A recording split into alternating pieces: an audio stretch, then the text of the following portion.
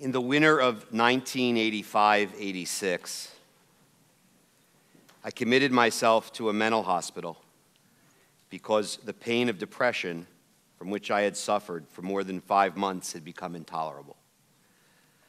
I never attempted suicide, but the possibility had become more real and the desire more greedy as each wintry day passed, and the illness became smotheringly intense.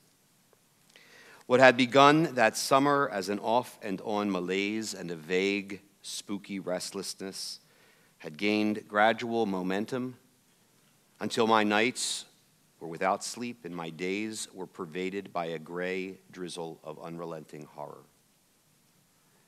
This horror is virtually indescribable since it bears no relation to normal depression and experience. In depression, a kind of biochemical meltdown, it is the brain as well as the mind that becomes ill as any other besieged organ. The sick brain plays evil tricks on its inhabiting spirit. Slowly, overwhelmed by the struggle, the intellect blurs into stupidity. All capacity for pleasure disappears. Despair maintains a merciless daily drumming. The smallest commonplace of domestic life, so amiable to the healthy mind, lacerates like a blade. Thus, mysteriously, in ways difficult to accept by those who have never suffered, depression comes to resemble physical anguish. Such anguish can become every bit as excruciating as the pain of a fractured limb, migraine, or heart attack. These are painful words to hear, and I'm quite sure were painful to write for William Styron, the American man of letters who wrote Sophie's Choice. Styron suffered from depression through his entire life, and these words he wrote in a 1998 op-ed published in the New York Times. He spoke of his own battle with mental illness in support of Primo Levi, the world-renowned writer who chronicled the Holocaust and committed suicide almost 2 years before this op-ed appeared. More than 20 years ago, while living in Cleveland, I awoke in the middle of the night with chest pains. I couldn't breathe. I didn't wake Debbie. I went downstairs. I walked around a bit. I thought it was nerves. I had a drink. I still didn't feel better. It got worse. I finally woke Debbie. My breathing became labored and the chest pains became worse, so Debbie called the EMTs. They couldn't really find anything wrong, but the protocol is that when someone calls complaining about chest pains, they always recommend going to the ER. We didn't really have anyone to call at that time of night. There was no Harry and there was no Emma. So Debbie, Han, and I got into our car and drove to the hospital in Cleveland.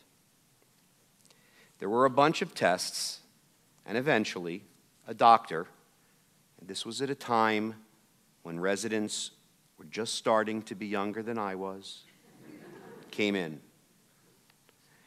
The initial tests show that you've had a mild heart attack. Those are difficult words to hear in your mid-30s. You look at your wife and your 2-year-old daughter and you think that the life you've planned and dreamed about will not be the life you live.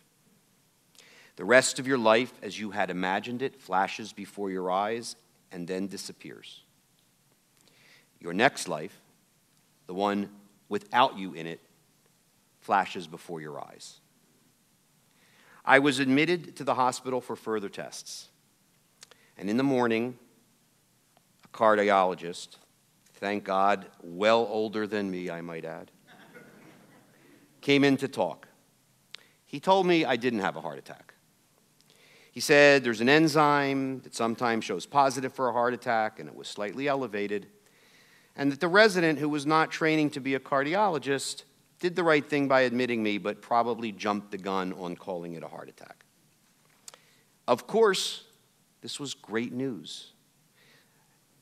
The cardiologist said my heart was in fine condition, and I was happy to learn I actually had one. I asked him what he thought the problem might be, and he asked me if I'd ever have a panic attack.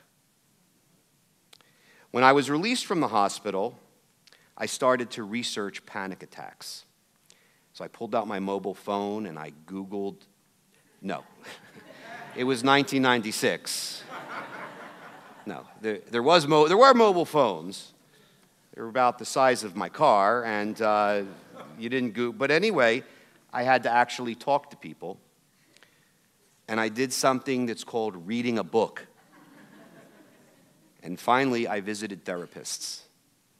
And I entered therapy for some months, during which time I suffered a few more panic attacks. And eventually, I was diagnosed with generalized anxiety and depressive disorder. It means essentially, without going into the bits and pieces of the medical thing, that anxiety and depression emerge without a trigger. There's no event or incident that makes me anxious or depressed. It's not uncommon for this blend of mental illness that I had to decrease or even dissipate with age. In my late 30s, I had a few episodes a year. By my early 40s, I had panic attacks or depressive episodes rather infrequently. By my mid-40s, I essentially stopped having them altogether. Until 3 years ago. 3 years ago tomorrow, on the 1st of Tishrei, I had a severe panic attack almost 10 years after my previous attack. It was so severe that I was worried I would not get through leading worship services. And I decided the responsible thing to do was to let someone know. So I first told Ellen Franklin and then Rabbi Cantor Wissett. As I told them, I realized that aside from Debbie, they were the only people with whom I had discussed this. And sadly, after I told them, we never talked about it again. This is the nub of the problem. No one wants to talk about mental illness. Mental illness still exists in 2018 in the shadows, a source of embarrassment, of shame, and fear. And I am an example of this. No one wants to talk about mental illness, not in 1996 and not in 2018. People might want to talk about maybe someone else's mental illness, but very few people want to own up to their own. 20% of all adults over 18 suffer from some form of mental illness. That's almost 44 million adults. To put it in perspective, statistically, you are sitting within 10 yards of someone who has suffered or is suffering from a mental illness. Even at this enlightened moment, when we are far more open about all manners of things, such as disabilities and gender fluidity and so much more, mental health remains largely in the shadows. As you all know, I talk about my Jewish hero, Maimonides, frequently. And Maimonides himself confessed to suffering from severe depression. In a well-known letter he wrote after the tragic death of his brother David at sea, Maimonides wrote that he suffered from depression for almost a year after his brother's death. Too many of us are even as candid as Maimonides about mental illness. The rabbis of the Talmud spend far more time discussing whether someone with a mental illness should be allowed to perform mitzvot, and if so, which mitzvot, concluding in general that someone who suffers from a mental illness may be prohibited from receiving an aliyah. Doesn't seem to me this is the most compassionate approach. Thankfully, we've become to conquer the stigma attached to so much. Hard to believe that divorce was once a stigma. Today, divorce, especially for a woman, is still a bit of a stigma. Intermarriage was a stigma, still is to a degree, but not really. We are making progress, great progress, at breaking down the stigmas of homosexuality. But comparatively little progress has been made bringing mental illness out of the shadows and into the sunlight. We openly speak of family members with heart disease and cancer and diabetes and AIDS. We become comfortable hearing that someone suffers from these and all manner of diseases. We more than likely know what to say when someone says, I have diabetes or cancer. Yet we're still far too reluctant to speak about family members with a mental illness. No one easily admits either to having a mental illness or having a family member that has a mental illness. I am speaking about this evening because I know many of you are in pain. I don't want to make anyone here feel uncomfortable. Many of you have spoken to me or another member of our clergy team, and you've come to us for comfort and support. We consider this among the most sacred parts of our job. We welcome you. But I am speaking to you about this because there are many more of you that do not seek us out, and more importantly, you don't seek anyone out. 60% of all people with mental illness seek no treatment whatsoever. None. You don't come to speak with us. You don't speak to a mental health professional. Imagine if 60% of people suffering from cancer did not go to the doctor. It's literally unthinkable. I'm speaking to you because your children are suffering, and too many of you are silent about it. 50% of all lifetime mental illness begins before a child is 14. By age 24, 75% of all mental illness has presented itself. While it's difficult for adults to talk about their own mental illness, it is almost impossible for parents to confront the mental illness of their children. We have a wonderful, caring, knowledgeable professional staff. We've seen almost everything. And our collective experience empowers us to handle that which we haven't. Yet, when we, in the most loving, caring, and professional manner, delicately raise the issue of mental illness with parents, our concerns are dismissed. Sometimes people actually quit the synagogue. This happens from our preschool to our high school.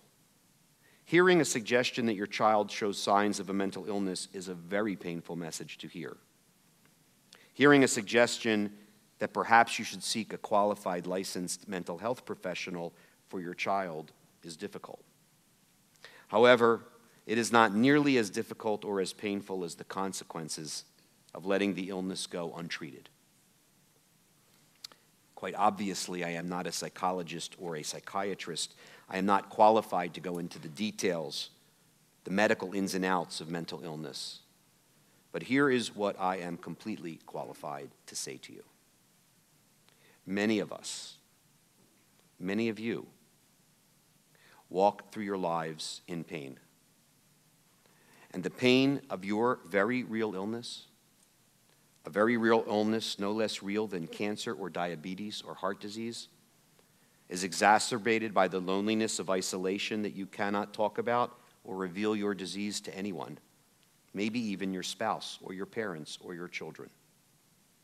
And thus, terrible sickness that by its very nature is lonely, is amplified by the lack of community to support you and care for you and stand by you. If you're suffering from cancer or heart disease, you may not advertise your illness. You may not walk around with a sign or constantly talk about your illness. You may tire of hearing everyone ask, "How are you?" or "Are you okay?" You don't want to feel like a victim, but you want to live a normal life. But on the other hand, you aren't likely embarrassed by it. You don't hide your illness. You don't, or at least I hope you don't, feel like a loser because you have cancer or diabetes. You realize, I hope you do, that it's not your fault and that you didn't give yourself cancer and that you can't heal yourself from cancer. You might even talk about your treatment with people. If you are suffering from a mental illness, in all likelihood, you talk to no one about it.